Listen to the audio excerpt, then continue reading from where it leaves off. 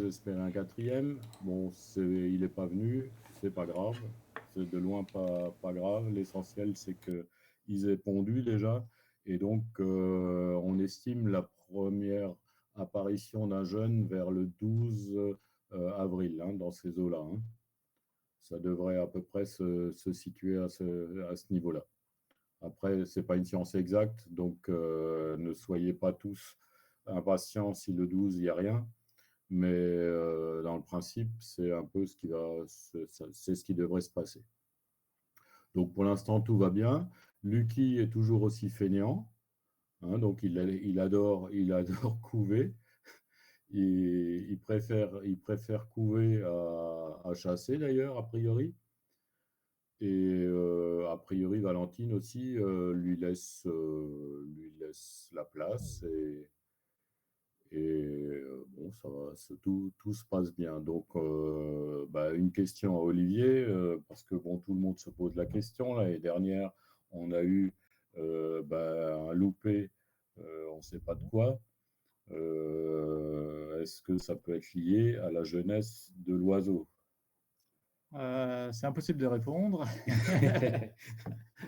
Nous ne le saurons jamais, mais c'est vrai que souvent chez les rapaces, les jeunes couples, ou quand un des deux du couple est jeune, ont souvent plus de mal à se reproduire. Alors des fois, ça fait des couvaisons mal effectuées, des œufs pas fécondés parce que les accouplements ne se passaient pas correctement, ou bien X autres raisons, manque de nourriture ou autre chose.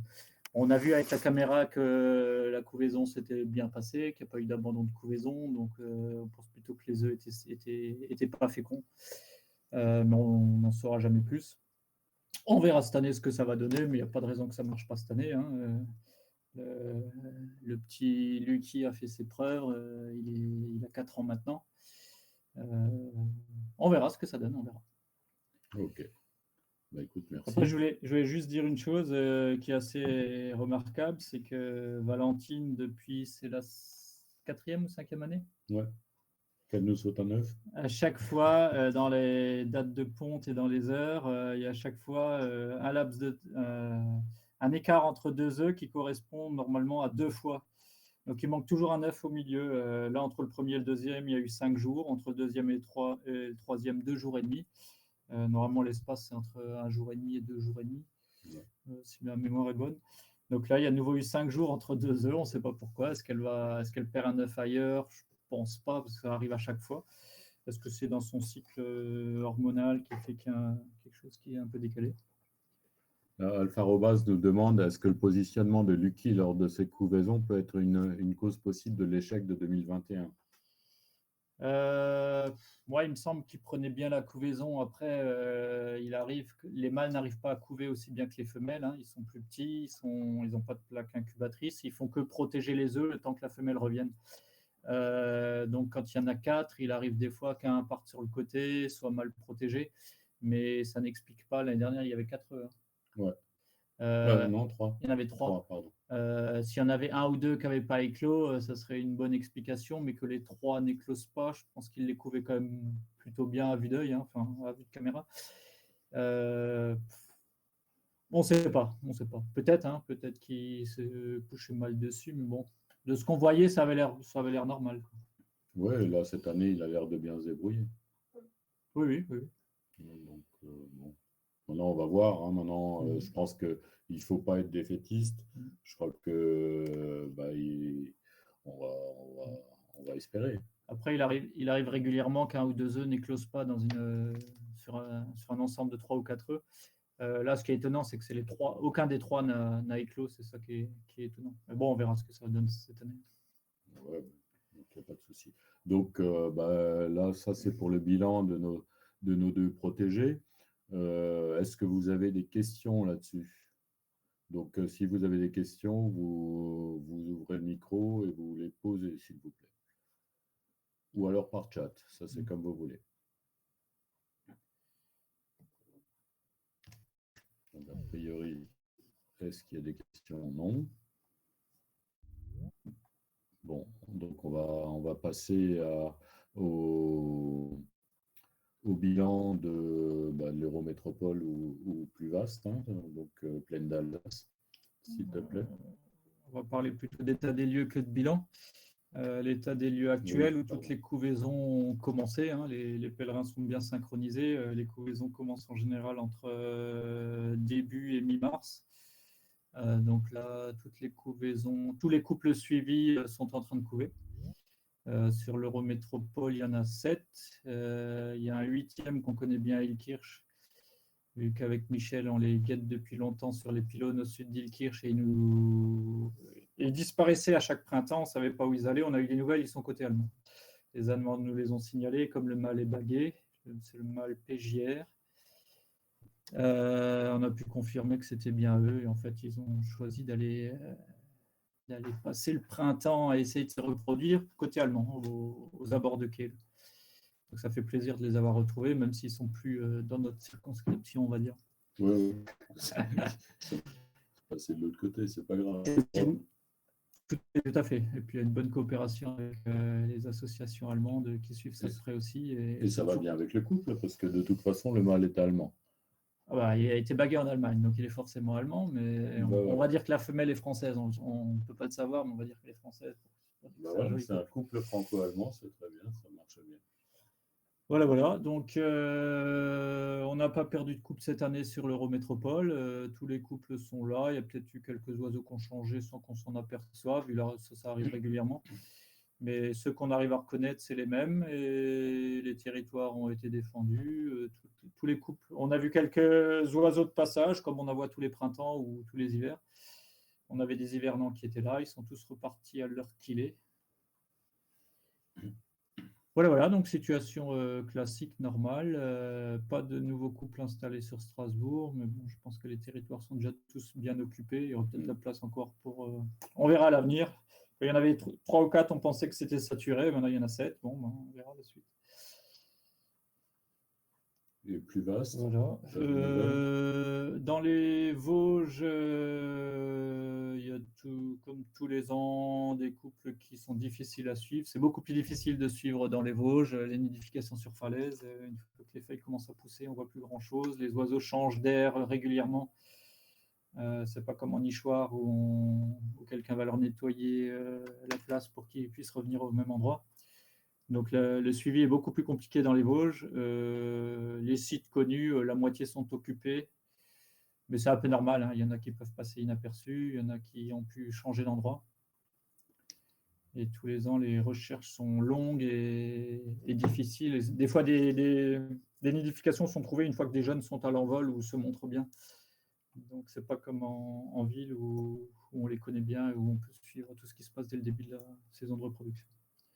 Donc, en fait, Lou demande, on va passer sur les questions du chat. Lou nous écrit, Lucky ne se plaît qu'à couver, il n'apporte que très peu de proies. Serait-ce un problème? Le souci, ça peut être que la femelle s'absente un peu plus que normal pour aller chasser. Il faut savoir que dans une couvaison, c'est la femelle qui couve. Le mâle, quand il prend le relais, il protège les œufs pour pas qu'ils refroidissent, mais il n'assure pas vraiment la couvaison. Il n'a pas de plaque incubatrice. Donc, la femelle, quand elle couve, elle monte sa chaleur corporelle. Donc, elle est en état elle est un peu fébrile, elle est un peu comme nous quand on a de la fièvre. On croit souvent à tort qu'elle se repose, donc elle est bien reposée après 30 jours de couvaison. En réalité, elle puise elle fait beaucoup d'efforts quand elle couve. Donc, quand elle a besoin de manger régulièrement, donc si elle s'absente pour chasser, la couvaison risque d'être un peu plus longue. Après, si des œufs ne sont pas couvés ou juste réchauffés protégés du froid par le mâle, normalement, ça ne doit pas les tuer, ça doit juste prolonger le temps de couvaison. On le voit quand ils pondent le premier œuf ou le deuxième, ils se mettent à couver sur l'avant-dernier ou le dernier. Les 2 premiers qui n'ont pas été couvés, qui ont juste été protégés quand la nuit il faisait trop froid, on voit la femelle des fois se mettre dessus, mais après elle les laisse pendant des heures sans les couver. Ça fait que retarder l'éclosion, les œufs ne meurent pas de ne pas être couvés. Après, jusqu'à quelle limite, je ne sais pas. Mais je ne pense pas que le fait que Lucky soit souvent sur les œufs et laisse la femelle chasser, que ça puisse être un gros problème. Après, peut-être, la question est pertinente quand même. Donc, Cyril nous demande, est-ce que le nichoir de la cathédrale de Strasbourg est occupé cette année? Bonne Non, question. non, très bonne question. Non, non, la cathédrale est toujours le territoire d'une femelle seule. C'est une femelle qu'on reconnaît parce qu'elle a une plume blanche sur une aile qui fait qu'on la reconnaît facilement. Ça fait, je crois, 4 ans qu'elle est là. Et elle n'a toujours pas trouvé de mâle de passage. Pourtant, ça passe beaucoup, hein. La cathédrale est un aimant pour les oiseaux erratiques qui viennent sur Strasbourg et qui passent là-bas. Les gens de la cathédrale qui travaillent sur la cathédrale me disent qu'ils voient régulièrement 2 pèlerins se crier dessus autour de la flèche. Mais c'est toujours cette femelle qui est là toute l'année, qui défend son territoire et qui n'a toujours pas trouvé de mâle. Elle doit être très difficile ou avoir mauvais caractère, je ne sais pas. Mais... Une Valentine bis. Ouais. Après, peut-être que le site, il y a toujours des travaux constants sur la cathédrale. Il y a des éclairages qui sont mis en place pour le marché de Noël, pour le 14 juillet, pour le Saint-Glinglin. Régulièrement, il y a des fois des sons et lumières. Est-ce que le site n'est peut-être pas assez tranquille? Je ne sais pas. C'est étonnant que depuis 20 ans que les faucons sont bien suivis sur Strasbourg, qu'il n'y ait jamais eu une nidif sur la cathédrale, même avant le nichoir. On n'a jamais vu, même pas une tentative, on n'a jamais vu de couple installé. Quand on a vu des couples en début d'année, ils finissaient par partir. Ça, c'était il y a quelques années. Donc, je pense quand même que les travaux réguliers, le public monte quand même jusqu'à la plateforme. Ça suffit pour d'hivernage ou pour des individus seuls, mais pour un couple qui tenterait de nicher, c'est peut-être pas assez calme. Donc, là, la question de Catalane Bleu, l'Allemagne bague et la France. Bonne question. Et la France. Et la France. En France, il n'y a jamais eu de programme de bagages sur les pèlerins en France. En France, les programmes de bagages sont très difficiles à obtenir. C'est le CNRS et le CRBPO qui gèrent ça et on ne peut rien faire sans leur accord et sans leur aval.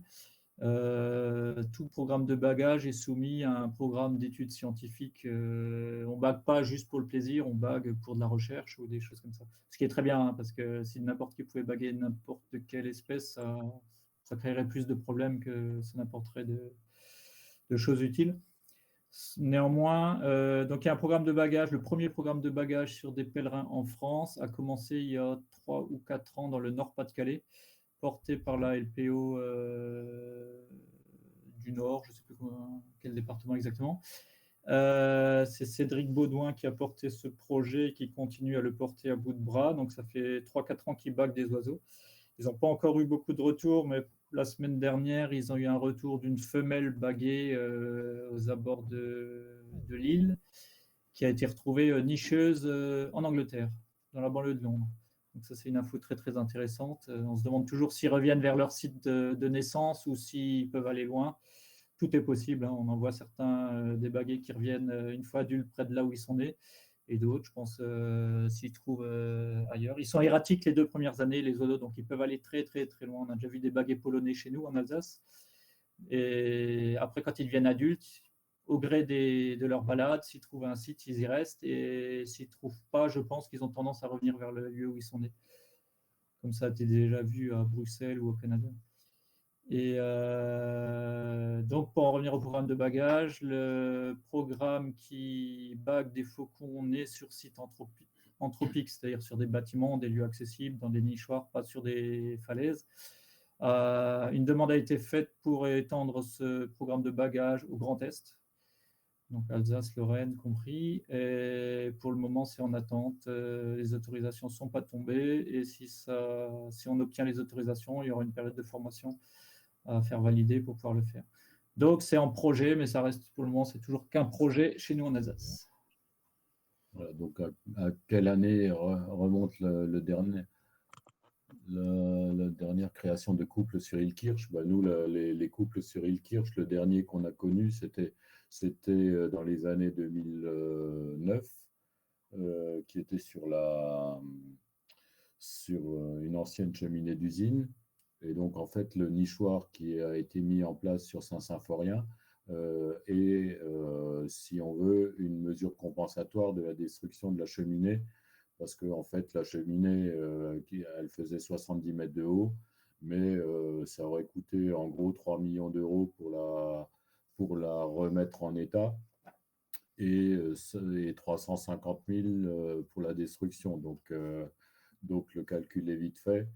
Et en plus, en 2009, on n'était même pas sûr qu'il y avait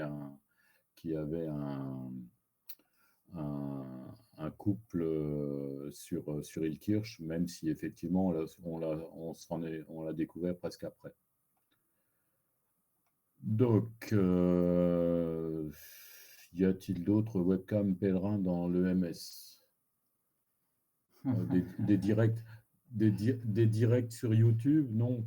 Non, il y a eu des tentatives, il y a des sociétés, notamment la chaufferie des Hautes-Pierres, sur laquelle la cheminée, un nichoir a été installé sur la cheminée de la chaufferie des Hautes-Pierres. Ils ont mis une caméra en place, mais comme pour le moment, ils n'ont pas de pèlerin, il n'y a toujours qu'une femelle hivernante. Eux, ils ont accès à la caméra pour voir si le nichoir est occupé.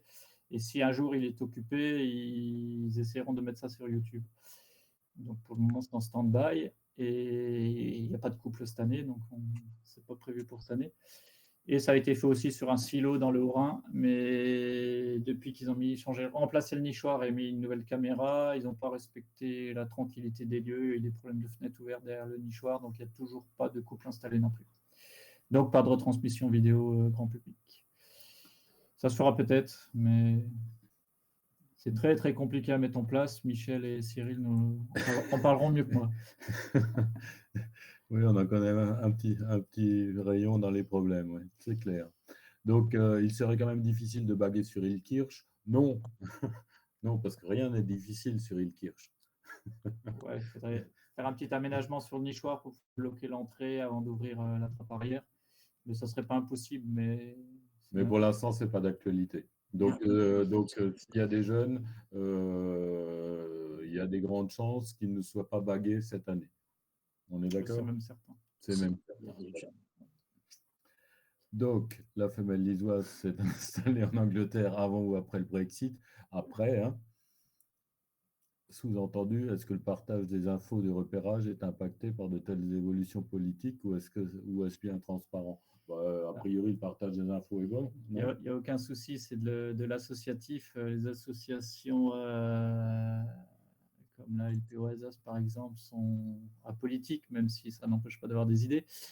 Mais le partage entre les associations anglaises, françaises, allemandes, jusqu'à présent, se fait plutôt bien. C'est en général des gens passionnés, spécialisés sur certaines espèces. Nous, quand on voit des baguets allemands, le soir même, les bagueurs ont l'info. On échange vraiment avec plaisir les informations.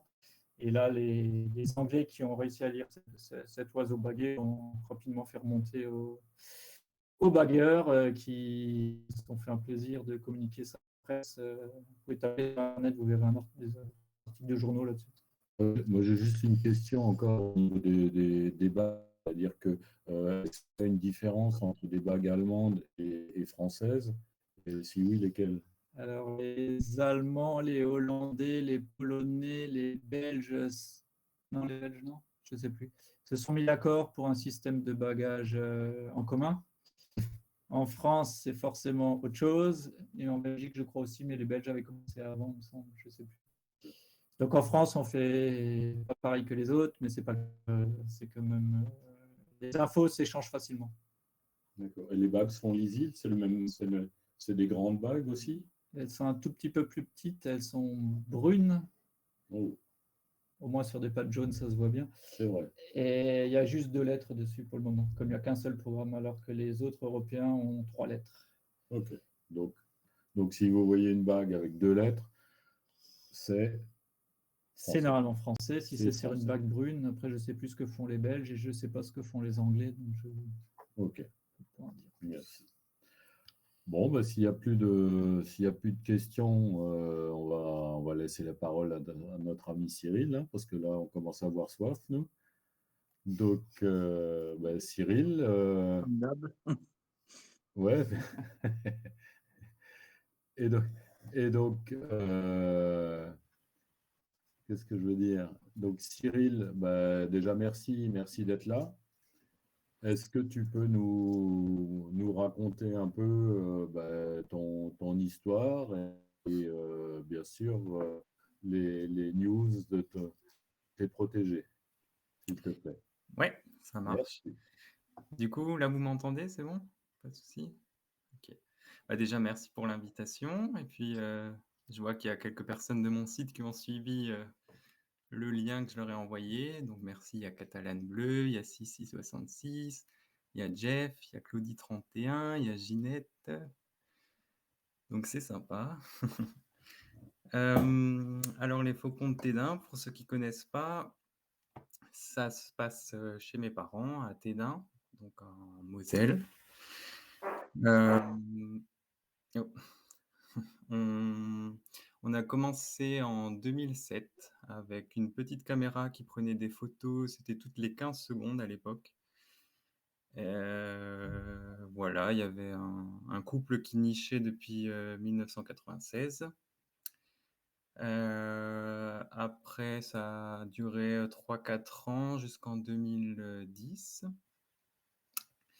Après moi je suis parti faire mes études à Nancy, donc j'avais plus trop le temps de m'en occuper, donc j'ai laissé tomber le site, les caméras jusqu'en 2017 et pendant cette même période, en fait, les faucons ont arrêté de venir, chez nous et donc c'était l'hiver 2016-2017, j'avais décidé de refaire un nichoir avec un perchoir pour essayer de les attirer et dans une autre niche de la maison, parce que la première était, un peu, on va dire, saturée par les arbres qu'il y avait devant, alors que les faucons aiment bien avoir une vue dégagée. Et puis en avril 2017, il y a un couple qui s'installe et là, je mets une caméra, une 1re caméra d'une qualité, voilà, normale. J'utilisais un serveur, payant, on va dire. Ah, il y a quelqu'un qui a mis son micro. Voilà.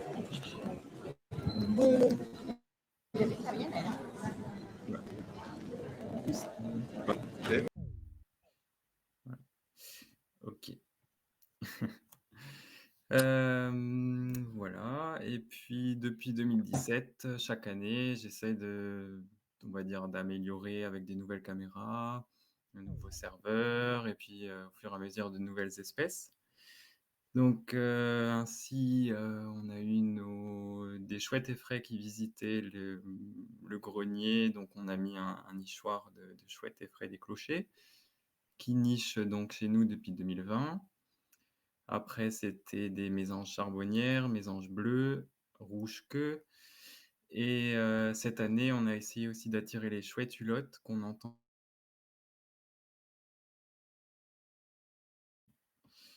Ouh là.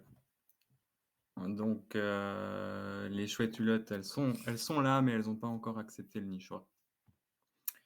Donc voilà, sinon cette année, qu'est-ce qui se passe? Donc on a les faucons cresserelles donc sont chez nous, ils désertent pendant l'hiver. On les voit pas du tout.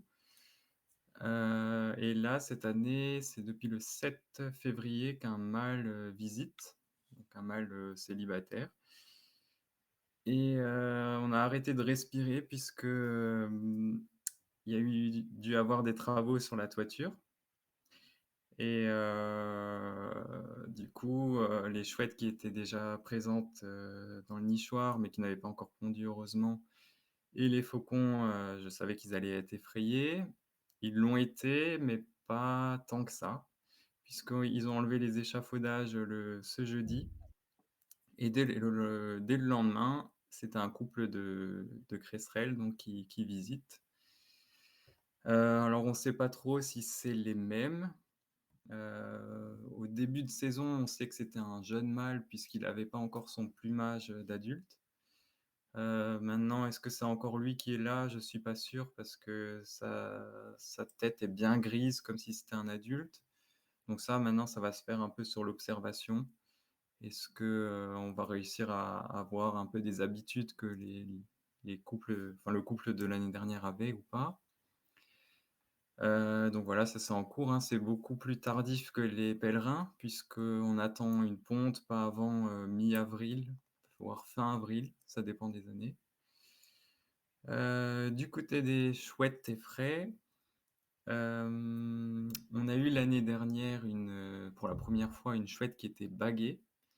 Donc avec une des caméras, on a pu lire cette bague et en fait, c'était une chouette allemande qui est née en Bavière, dont la première lettre, de cette bague commençait par un J. Donc on a décidé de l'appeler Jeanne, comme, la reine Jeanne de Bavière et on a appelé le mâle, Charlie parce que la deuxième lettre de la bague de la femelle commençait par un C, donc on a proposé Charlie. Donc eux, ils ont fait 2 nichées l'année dernière. Une première nichée avec, 6 œufs et une deuxième avec, 10 œufs. Après bon, au total, on a eu 9 jeunes, à l'envol sur les 2 nichées, ce qui est plutôt pas mal. Par contre, la femelle baguée a disparu avant la fin de l'élevage des jeunes et de plus, on a vu qu'elle avait un problème à l'œil, donc on avait peu d'espoir sur sa survie et là, elle est réapparue, devant nos caméras cette année, le 6 mars, je crois et elle a tout de suite repris ses habitudes dans le nichoir, donc on pense qu'elle va nous refaire, une nichée prochainement. Donc les accouplements ont commencé, depuis, alors les accouplements réguliers peut-être, depuis 2 semaines, je crois et donc il faut encore attendre, 2-3 semaines avant de voir un œuf, je pense et voilà, on a eu une visite de chouette hulotte, mais chez les effraies, donc elle n'a pas encore trouvé son nichoir. Sinon, on a un nichoir de mésanges bleus, donc c'est pas du tout le le même style que nos rapaces, mais c'est agréable aussi de les regarder. Donc pour l'instant, ils visitent, il y a pas de début de nid. Pour les charbonnières, on a 2 nichoirs, un que j'ai chez mes parents à Tédin, donc là, il y a pas encore de nid qui est construit, mais il y a une mésange qui l'occupe pour dormir chaque nuit et à Oswald, donc à côté d'Illkirch, là où j'habite, on a aussi un nichoir sur le balcon et lui, il est complété de mousse et de poils de chat, donc on attend les œufs aussi maintenant. Voilà, sinon la caméra des rouges-queues, cette année, on espère qu'ils seront occupés aussi puisque c'était pas le cas les 2 années, d'avant. Donc voilà, pour ce que je peux dire de cette année, quoi. Merci Cyril. Bon, là, il y a une question de Thomas. Vous travaillez dans le domaine ou c'est une passion? Oui, je travaille pas du tout dans le domaine, je suis technicien de laboratoire, dans un laboratoire de recherche en cancérologie, donc c'est vraiment juste une passion. Après d'installer les caméras, ben, j'ai été aidé au début par un ami qui s'y connaissait beaucoup et après j'ai appris sur le tas au fur et à mesure, oui. Bon, en tout cas, un grand merci pour l'aide parce que c'est vrai que là, nous, on commençait à patauger un peu dans la semoule et, et on a quand même fait des gros progrès. Maintenant, pour l'instant, ce qui nous manque, c'est la caméra 1, mais la caméra 1, on va l'améliorer bientôt. Donc là, on est sur des bonnes bases. En tout cas, toi, Cyril. Merci aussi pour ces bonnes nouvelles. Je pense que, bon, n'oubliez pas les personnes qui sont présentes sur le chat. De toute façon, on va faire des liens le site de Cyril. Bah, faites un tour sur son site et n'hésitez pas à lui poser des questions parce que je crois que c'est Alpha Robase. Ouais. Ouais.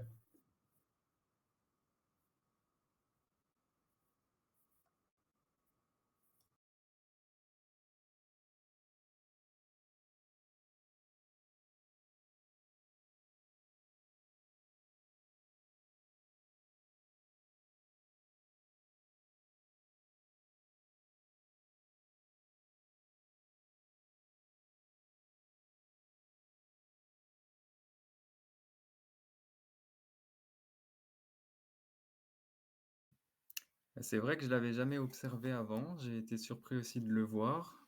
Alors, c'est pas quelque chose d'habituel chez eux. En général, ça se passe un peu plutôt comme les pèlerins, c'est le mâle qui ramène une proie au nid, heu, pour, montrer à la femelle, où elle peut pondre. Il y a un échange de proies, mais, des prises de bec comme ça, j'ai jamais fait, j'ai jamais observé, non. Un Donc, comportement qu'on voit des jeunes euh, pour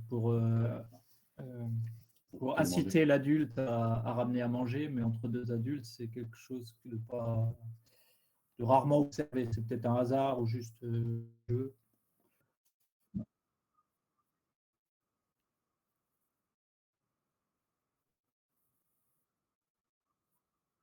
Ouais, mais non.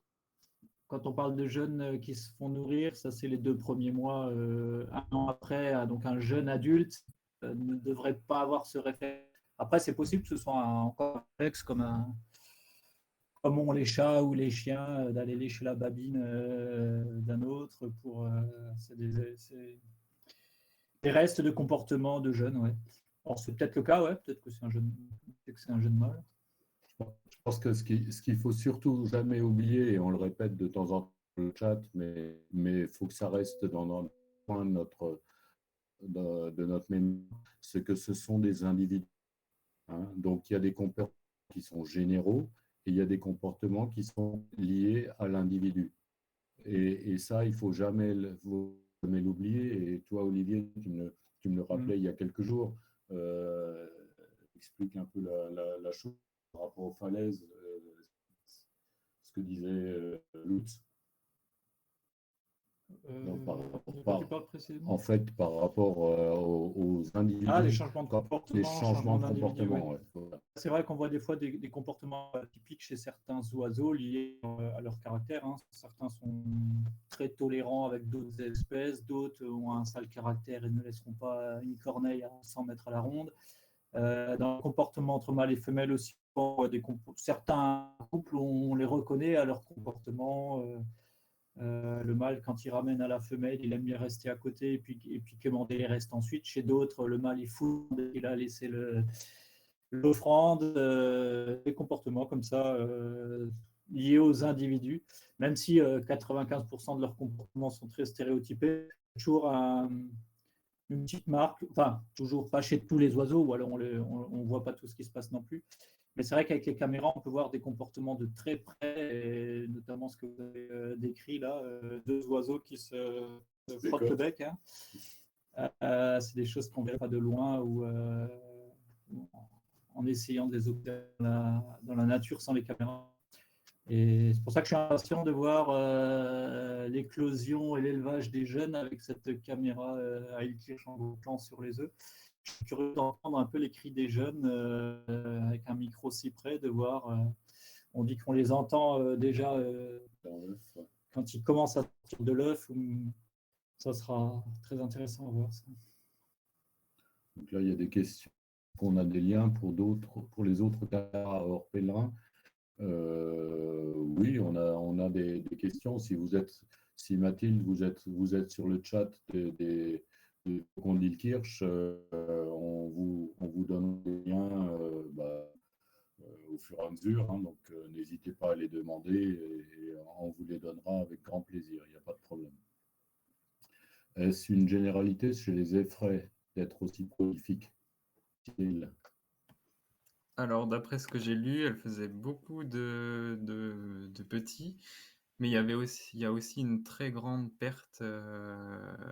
Beaucoup de jeunes ne survivent pas jusqu'au printemps d'après ce que j'ai lu. Et surtout à cause des chocs avec les voitures sur la route, quoi.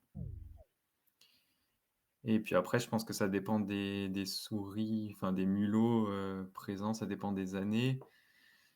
Il paraît qu'elles font 2 nichés lorsqu'il y a beaucoup de mulots à proximité, donc ça peut aussi varier d'une année à l'autre. L'année dernière, c'était 8 œufs qu'on a eu pour 6 jeunes à l'envol, je crois.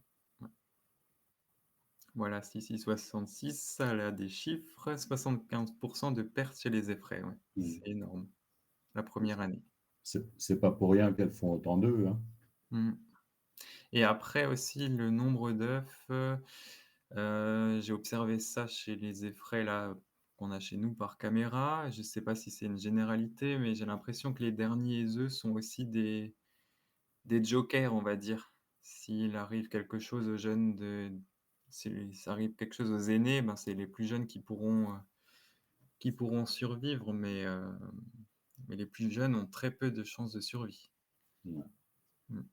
Puisqu'en plus, il y a un décalage, de naissance, puisque la femelle commence à couver dès la ponte du premier œuf.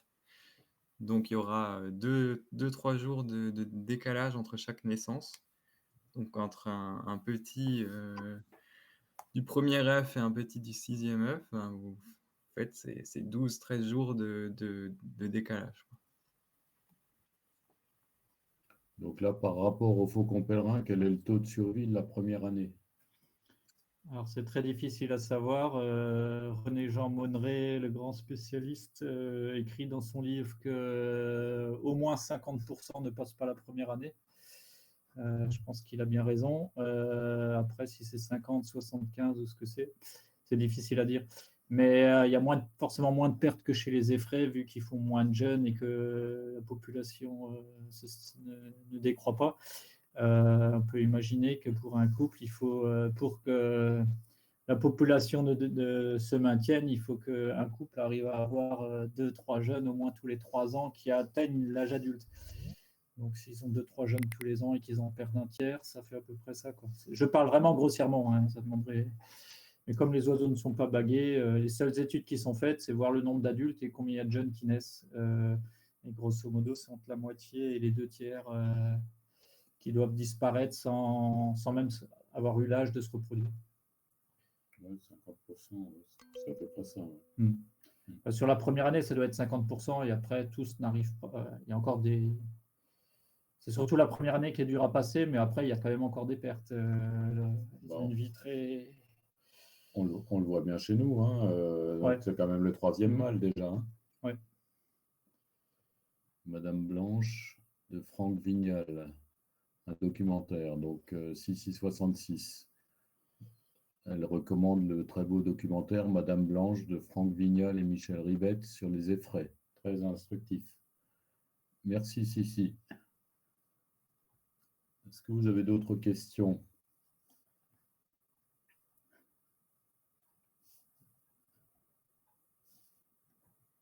Donc, Cyril, comment toi tu vois l'avenir dans les prochains temps? Là, ça se passe bien, donc ça commence à se faire. Donc, ce qui est étonnant, c'est que malgré la perturbation, ça revient vite. Donc, ce qui montre que les nichoirs sont utiles, hein, parce que sinon, ils auraient choisi d'autres lieux. Tu as aussi eu déjà des problèmes d'oiseaux qui se sont installés à côté, hein, donc, Oui, en 2019, ils se sont mis sur un nid de corneille qui était même pas 50 mètres de la maison. Et, alors pourquoi ils ont fait ça, on ne sait pas trop. Il y avait l'opportunité pour eux d'être vachement en hauteur. Et c'était une année aussi où il y avait un deuxième couple qui était tout proche dans une autre maison. Donc est-ce qu'il y a eu des conflits ou un dérangement ici? Voilà, c'est des choses qui peuvent arriver. Mais cette année, là, oui, pour l'instant, tout va bien. Les chouettes sont actuellement dans le nichoir. Donc, les faucons sont venus ce matin et puis ils repasseront sûrement demain. Ils vont faire leur petite vie, leur petite parade avec leurs offrandes et voilà. et on croise les doigts pour que ça fonctionne. Voilà, rien n'est gagné. Ouais, Mais jamais. ouais. On constate que les oiseaux qui viennent nicher dans les nichoirs, enfin pour les rapaces en tout cas, qu'on peut reconnaître et qu'on peut bien suivre, on constate que quand ils ont tendance à revenir régulièrement dans le nichoir, alors que dans les milieux naturels, ils sont obligés par la force des choses. Quand c'est un nid de corneille, ils se désagrègent, ils peuvent rarement l'utiliser 2 années de suite. Et c'est vrai qu'on voit vraiment l'attractivité du nichoir au fait qu'ils reviennent quasiment tous les ans. En général, s'ils ne reviennent pas, c'est que les oiseaux ne sont plus là, ou s'il n'y a pas de gros dérangements, bien sûr. Et on pensait dans le temps, en tout cas concernant le faucon pèlerin, que d'instinct, ils changeaient d'emplacement. Que leur instinct les poussait à changer d'emplacement et que ça leur permettait comme ça de peut-être échapper aux prédateurs qui les auraient repérés ou des choses comme ça.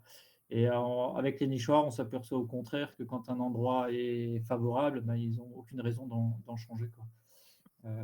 Après, pour tes cresserelles, Cyril, ouais, il y a peut-être eu un dérangement qui peut être, ça peut aussi être quelque chose comme des corneilles ou d'autres faucons qui passent dans le coin ou qui les ont incités à se mettre ailleurs, ou peut-être, oui, l'envie d'être plus haut. On a une question. Pensez-vous que nous devrions prendre samedi comme date de couvaison pour Valentine? Monneray précise, dans le principe, c'est l'avant-dernier. Donc l'avant-dernier, on est jeudi. Mais Hein. il me semble qu'elle s'est mise à couver vraiment que sur le dernier, non? On est d'accord. Après, il y a eu effectivement un temps de flottement qui a fait penser qu'on allait avoir un quatrième œuf. Maintenant, bon, effectivement, c'est pas une science exacte. Donc, bon, on va le 12, c'est à partir de jeudi. Hein. Donc après, ça peut être 2 jours plus tard, on verra. Hein. Ça, on va se laisser surprendre. Non, le 12 avril, la naissance du 12 avril, Ah, ça, oui. ça a été calculé à partir du jeudi 10. D'accord. Donc bon, voilà. Après, Cyril, tu as des questions là? Les deux nichoirs chouette faucon sont-ils toujours proches l'un de l'autre? Oui, alors ça, effectivement, on peut en parler parce que l'année dernière, il y a eu un conflit. Donc les deux nichoirs sont à 8 mètres l'un de l'autre, donc sur le même côté de la maison. Ça se passait bien au début, chacun était de son côté. Les chouettes étaient en avance sur les faucons, mais les jeunes restent plus longtemps au nid. Elles restent 2 mois au nid. Donc on est arrivé à peu près au même stade où les jeunes faucons devaient s'envoler, les chouettes aussi. Sauf que les chouettes avaient envie de faire une deuxième nichée et elles aiment commencer cette deuxième nichée, avant la fin de la première. Comme ça, la femelle peut commencer à pondre et couver et le mâle s'occupe de nourrir la première nichée et du coup, ils ont commencé à chercher un autre endroit pour pondre et ils se sont dit que le nichoir à cresserelle pourrait peut-être faire l'affaire. Donc ils ont embêté la cresserelle avec ses jeunes et il y a une nuit où ils se sont mis à 2 et ils ont réussi à sortir tous les petits. Donc il y avait 5 jeunes et 4 étaient prêts à voler. Donc ils ont pu s'enfuir, mais le dernier, qui était le plus jeune, il avait 3 jours de moins, n'a pas réussi à partir et il s'est fait tuer dans l'attaque. Donc on a réfléchi un petit peu comment éviter que ce problème se répète et paradoxalement, on a installé un deuxième nichoir pour les effraies, juste à côté du premier. Pour l'instant, il est fermé, mais il est déjà en place. Moi, je vais l'ouvrir dès que la femelle aura pondu dans le premier nichoir et en fait, je pense que le mâle ira déjà le visiter, pendant la couvaison ou juste après. Et du coup, on espère que s'ils veulent refaire une deuxième nichée, ils iront là-dedans plutôt que d'aller embêter les cresserelles à côté. Après, je pense qu'on aura toujours quelques visites de courtoisie chez les cresserelles. On ne pourra pas l'éviter, ils sont juste à côté. Les chouettes se perchent partout autour de la maison, elles sont curieuses et elles le faisaient déjà l'année dernière sans qu'il se passe rien. C'est-à-dire qu'elles se mettaient devant, le cresserelle se levait de ses œufs et poussait un cri et ça s'arrêtait là. Les frais ne cherchaient pas plus de conflits, mais voilà, jusqu'à qu'elles décident de récupérer le nichoir. Donc si maintenant elle veut plus nichoir parce qu'elle en a déjà 2 à côté, on espère qu'on n'aura plus ce problème. Voilà. Il y a toujours une solution. Oui, Et et on s'est posé quand même la question, est-ce qu'il était mieux de faire un nichoir double parce que j'ai vu qu'il y avait une association qui posait des nichoirs à effraie doubles, c'est-à-dire un couloir avec 2 chambres, une de chaque côté, pour que les frais puissent faire, ben, pareil, les 2 nichés au même endroit. Sauf que j'ai eu quelques retours qui me disaient que c'était pas tellement adapté parce que les jeunes de la première nichée pouvaient aller embêter la femelle à côté. Donc on a décidé de faire un deuxième nichoir. Il est juste à côté, mais il faut que les jeunes puissent voler pour Ouais. aller chez la femelle. Donc normalement, ils pourront pas l'embêter. Ouais, c'est plus judicieux, hein. Ouais, Mm. oui, voilà, là, c'est du grand luxe pour effraie, hein. Bah ouais, ouais. C'est clair, ouais. Ouais. Et je précise donc c'est un deuxième nichoir à effraie, mais c'est pas pour une deuxième famille, puisqu'ils sont trop près, c'est vraiment juste pour la même famille en cas de deuxième niché. Après cette année, ils sont plus tardifs que l'année dernière parce que le premier œuf, on l'avait eu le 15 mars et elles avaient repondu fin juin. Du coup, là, si elles font un œuf, dans 2-3 semaines, je sais pas, ça va peut-être être tard pour une deuxième nichée. Donc pas sûr que cette année on ait une deuxième nichée, mais on aura pris les devants au cas où et sinon ça pourra servir, l'année d'après. Mmh. Super. Il y a Thomas là, qui demandait dans le chat. Attends, j'ai perdu le fil. La cohabitation nichoir-passereau, nichoir-cresserelle est donc compatible. Ah bah, moi je dirais oui complètement parce que chez nous les cresserelles, d'après ce qu'on voit aux caméras, ramènent très rarement des passereaux. Alors ils l'ont déjà fait, mais leur, mets favori est quand même le mulot, la souris, peut-être des fois le rat. Je pense qu'ils le font quand ils en ont l'occasion, mais ils sont pas aussi doués que les pèlerins pour attraper, leurs proies en vol puisque eux, leur spécialité, c'est les proies au sol et donc je pense qu'ils le font quand il y a une occasion. On a déjà vu, des jeunes moineaux sortir du nid et là, ils en profitent. Peut-être des oiseaux affaiblis. Voilà, quand ils en ont l'occasion, ils le font, mais sinon c'est rongeurs, lézards beaucoup, orvées, ça ils aiment bien.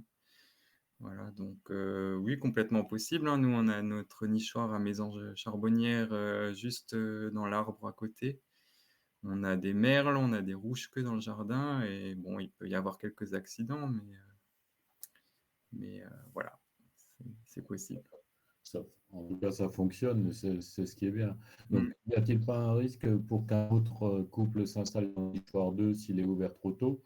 Je Ouais. pense que tu as répondu. Oui, voilà, on va l'ouvrir quand elle aura pondu. Après, bon, bah, il peut y avoir des chouettes qui vont visiter et je pense qu'il y aura du coup des conflits à ce moment-là et puis le couple présent va sûrement leur dire de partir. Mais bon. Est-ce que vous êtes dérangé par les bruits des chouettes? Est-ce qu'elles sont bruyantes? Heu, elles sont dans le grenier, elles font du bruit, mais avec la fenêtre fermée, c'est bon, c'est fini et puis bon, c'est pas dérangeant. Après les effraies font pas un bruit, super, comment dire? Agréable, Oui. mais bon, c'est le plaisir de les avoir dans le grenier, ça compense, quoi. Après, c'est mes parents surtout qui vivent ici et ils s'en plaignent pas. Les voisins non plus, donc Donc tout ça va va, bien. Je pense qu'il y a pire dans la vie comme bruit. on est d'accord. Moi, j'ai une question. Est-ce que tu vois les chouettes effraies de jour?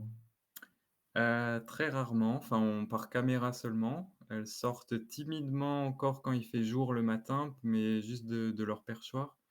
Mhm. Sinon, on les voit jamais. Les ouvriers qui ont travaillé sur le toit ont eu la chance de les voir, de tout près puisqu'elles ont, foutu le camp lorsqu'ils ont installé les échafaudages, donc ils se sont presque pris une chouette. Mais non, sinon la journée, elles bougent pas, elles restent dans leur nid et pour pas les déranger, on va pas les voir donc Mhm. on les voit pas, ouais.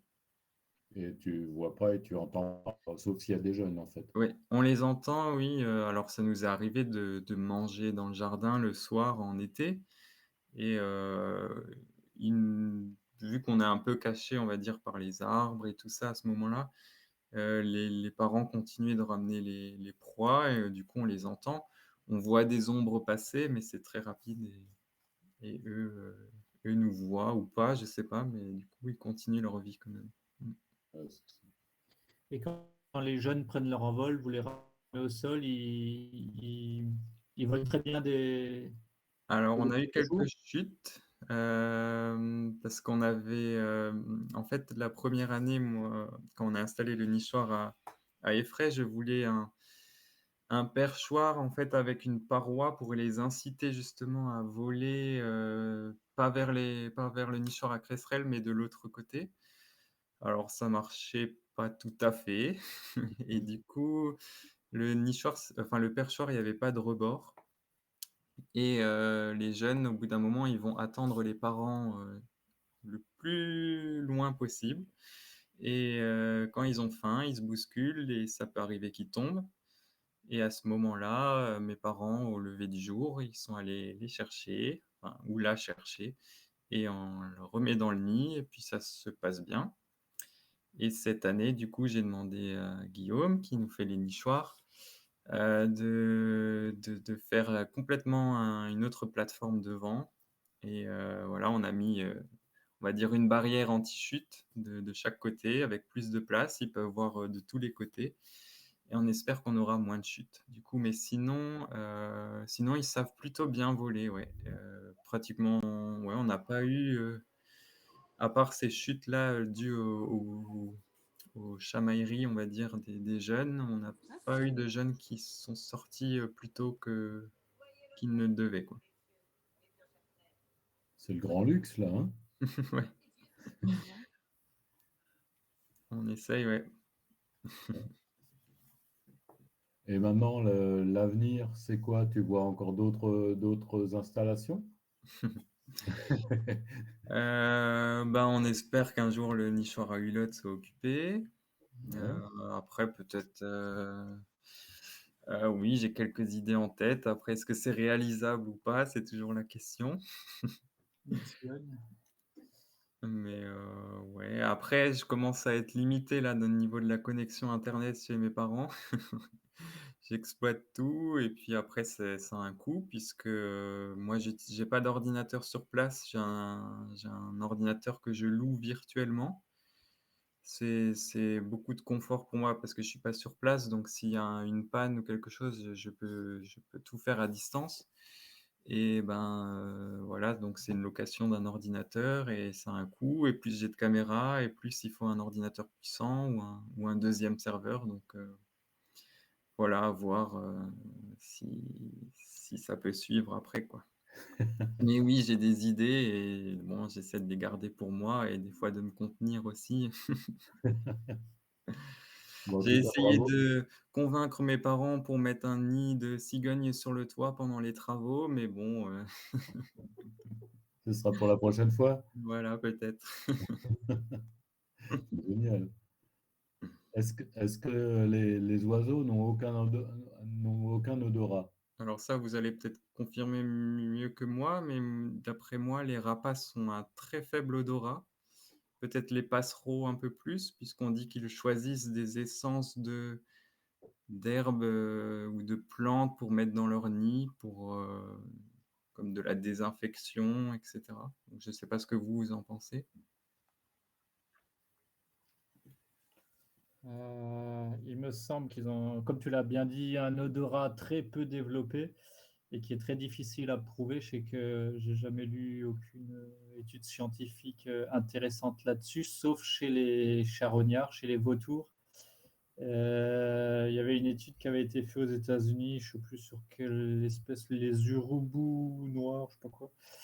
Et ils ont réussi à prouver que quand ils mettaient de la nourriture et qui, avec un produit qui masquait l'odeur, les oiseaux, même en vol, ne les repéraient pas. Alors, est-ce que l'odorat est assez fort pour que en vol, ils arrivent à repérer, mais disons que quand ils s'approchent des carcasses, l'odeur, ils arrivaient à les faire aller sur une carcasse et pas sur une autre en fonction de l'odeur. Donc, ils ont prouvé scientifiquement que cette espèce-là avait un odorat.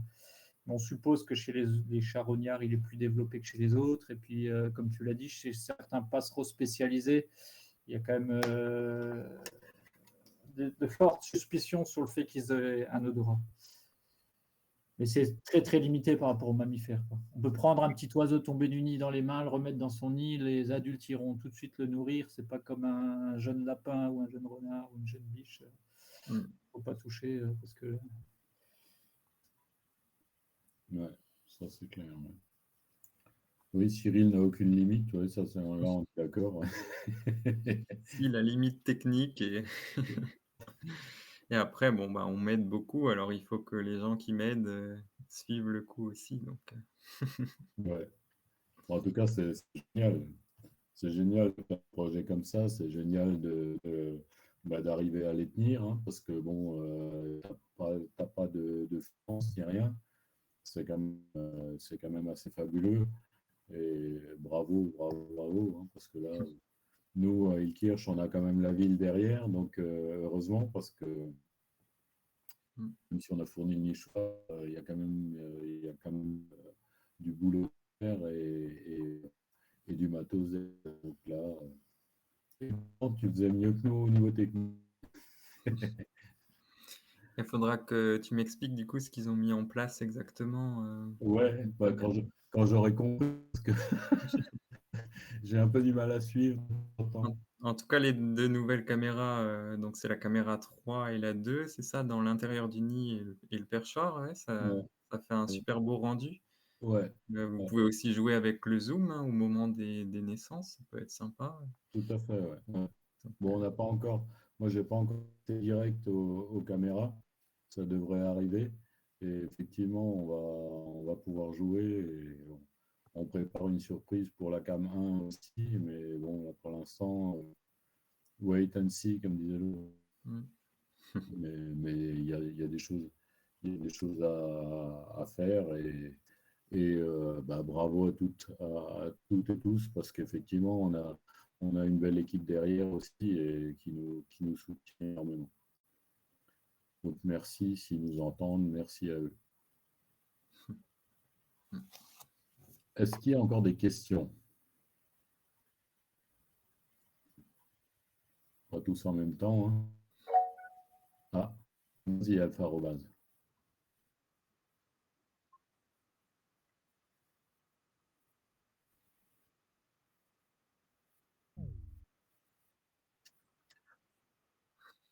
Mmh.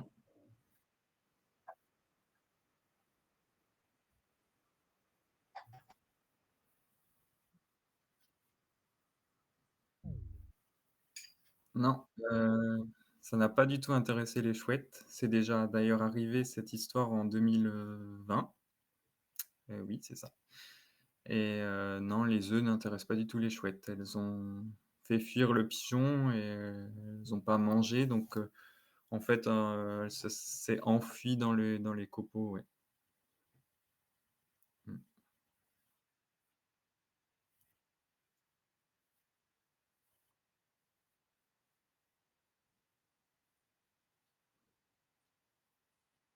Heu,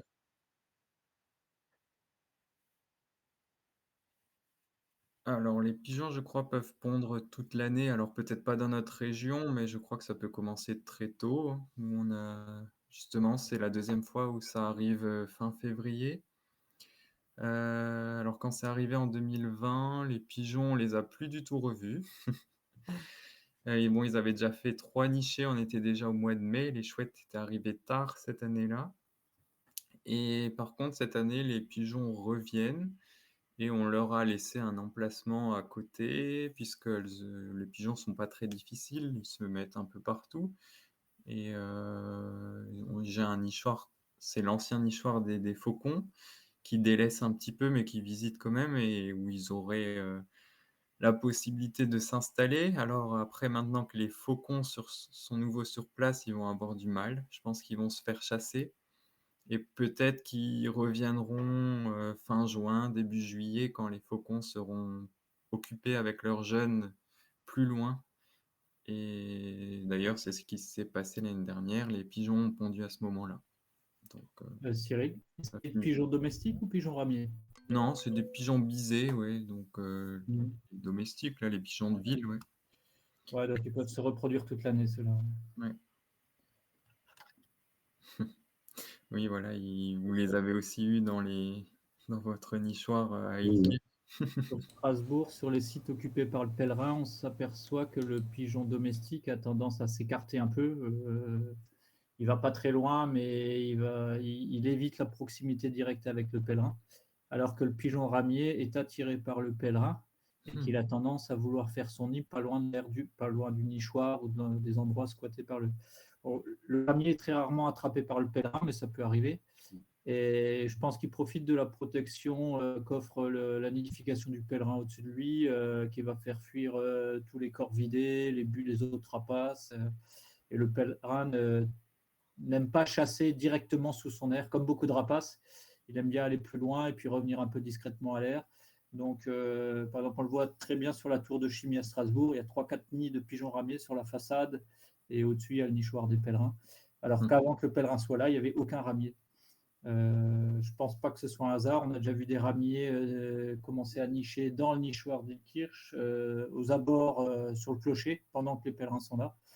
En général, le pèlerin les tolère quelques jours, mais un jour où il est de mauvaise humeur, il les fait partir. Mais sur la tour de Chimie, les ramiers arrivent à nicher jusqu'au bout, malgré le pèlerin au-dessus. Mais il est 5-6 étages plus haut, ou voire 10 étages plus haut. Et Ilkirch, c'est un peu petit quand même. Ce qui s'est passé aussi à Ilkirch, quand Flash et Valentine sont arrivés, on avait beaucoup plus de pigeons domestiques. Hein. Ouais. Et maintenant, on n'a pratiquement plus que du ramier sur l'église. Hein. Pratiquement plus. Donc, effectivement, on avait juste mis un nichoir à effraie aussi dans l'église. Mais ça date de 2014 ou quelque chose comme ça. Bon, il n'y a jamais eu d'effraie. Mais bon, il y a plein de ramiers qui sont passés là, plein de pigeons domestiques, donc de bisets, qui sont rentrés là-dedans. Mais autrement, là, depuis qu'il y a les pèlerins, on a plus de ramiers. Hein. On a pratiquement que sur des le ramiers. clocher lui-même. Sur le clocher lui-même. En tout cas, les pigeons, des fois, n'ont pas froid aux yeux, puisque là, quand il n'y avait qu'un seul faucon et que les pigeons n'avaient pas encore pondu, mais ils y étaient presque, ils se sont mis à deux pour taper un peu le cresserelle et l'éloigner. Bon, il s'est vengé un peu plus tard, mais quand même. Ouais, ils ont pas peur. Hein. On a quelques séquences d'anthologie, hein, de 2017-2018.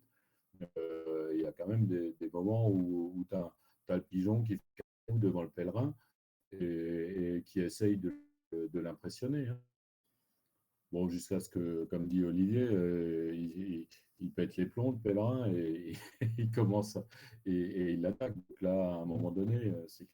Et les pigeons n'ont pas, en général, pas conscience du prédateur quand il est couché ou même posé au repos. Ils fuient dès qu'ils voient la silhouette en vol, mais ils sont capables de s'approcher. Alors, un individu qui court, le pigeon, il s'en approche. On voit à Ilkirch, hein, ils viennent régulièrement manger le maïs qui traîne sur le plateau de vent, sorti de l'estomac des pigeons qui ont été mangés avant. Et ils viennent des fois titiller peur, quoi. Ouais, c'est génial. Les hirondelles rustiques attaquent notre chatte quand elles ont des petits. Bah ouais, ouais. Ouais, si elles se sentent dérangées, bon, un chat, ça, c'est clair. La peur, oui, bah oui. L'animal sauvage est souvent plus courageux que le domestique. Une belle attaque de pèlerin sur un pigeon posé au-dessus du nid de Wakefield. Il est clair que quand on regarde le plaisir de pouvoir avoir des sites où on peut admirer les oiseaux, nous on a déjà vu moi j'ai déjà vu des piquets de pèlerins flash quand il pète les plombs, il piquait sur les pigeons qui étaient en dessous. À 10 mètres de nous, c'est génial. Hein. On voit bien la différence quand il essaye de les chasser, ou dans le sens les faire partir, ou quand il essaye de les attraper. C'est pas du tout la même technique. Quand il chasse, il fait discret, il les prend par surprise, et puis quand il a envie de passer ses nerfs sur eux, il crie et il tourne autour du clocher et puis il va tout faire partir, quoi. Là, c'est intéressant à observer. Ouais. Ouais, tout à fait. C'est des trucs, on peut passer des heures et effectivement, bah oui, là, il y a un pigeon qui avait perdu la queue, oui, effectivement. Après, on a eu des petits moments où les oiseaux ont passé des sales quarts d'heure, hein, au niveau, pas uniquement les pigeons. On avait, je crois que c'était Valentine qui avait ramené un petit passereau, je ne sais plus quoi, et elle a commencé à le plumer, et quand elle a desserré l'étreinte, elle a desserré un tout petit peu l'étreinte et l'oiseau s'est envolé. Donc, bon, il a perdu quelques plumes dans le cou et il a eu une grosse peur. Mais bon. C'était un verdier, il faisait semblant d'être mort, ou alors il avait perdu connaissance et il a repris connaissance. Mais moi, je pense plutôt qu'il a simulé la mort et la femelle a un peu relâché ses serres. Hop, il est... Bon, il avait quand même quelques plumes en moins, donc bon, il est encore vivant, donc déjà pas mal.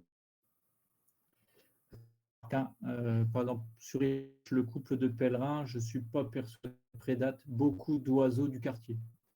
Des petits passereaux nicheurs du coin qui traînent dans les buissons, dans les arbres, les mésanges du coin, je ne pense pas qu'elles les craignent vraiment.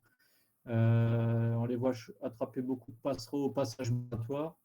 Le pèlerin a de techniques de chasse que des oiseaux à découvert, les chercher dans les buissons ou au ras-sol ou entre deux maisons comme ferait un épervier. Il a besoin de. Il ne peut attraper que des oiseaux qui volent à découvert. Je pense que les oiseaux du quartier ne les craignent pas tellement. Je pense que quand ils ramènent un verdier ou une mésange, elle vient en dehors d'Ilkir, je pense.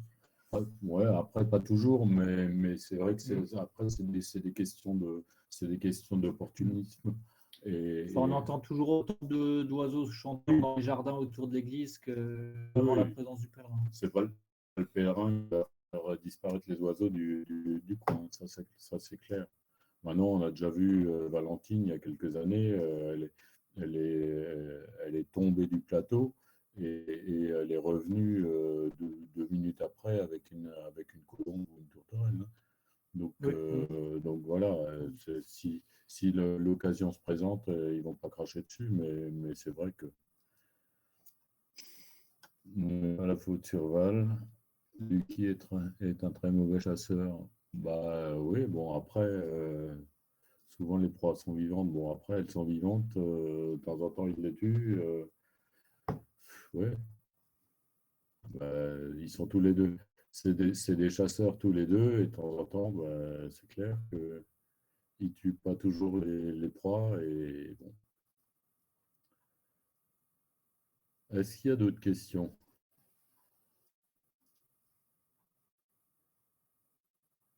Pas tous en même temps. Bon. Bah, est-ce que tu veux nous donner le mot de la fin? Le bébé, la patate. Eh ben, on espère que tout se passe bien cette année pour que ce soit à Ilkirch, à Tédin ou partout pour nos oiseaux. Ils le méritent. On est d'accord. Merci à toi. Bah, s'il n'y a pas d'autres questions, je pense on va stopper cette conférence.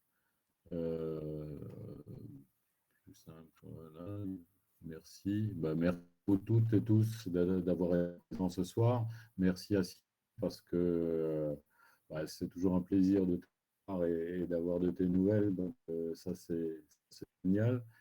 Et ouais, on va souhaiter le meilleur pour tous les qu'on la nature en général, parce qu'elle est bien loin.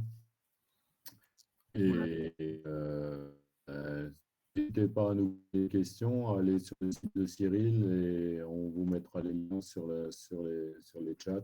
Je vais déjà mettre le lien ici pour ceux que ça intéresse. Voilà, ouais, pas de souci. Ouais, tout à fait. Merci Cyril.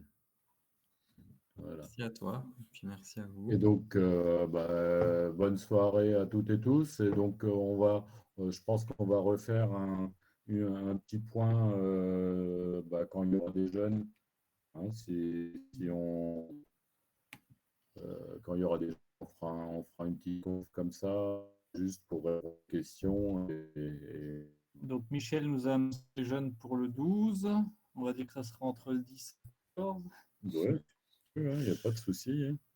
Et puis, Ouais, donc enfin avril, je dirais. ouais, avant Avril, l'envol, c'est ouais. ça.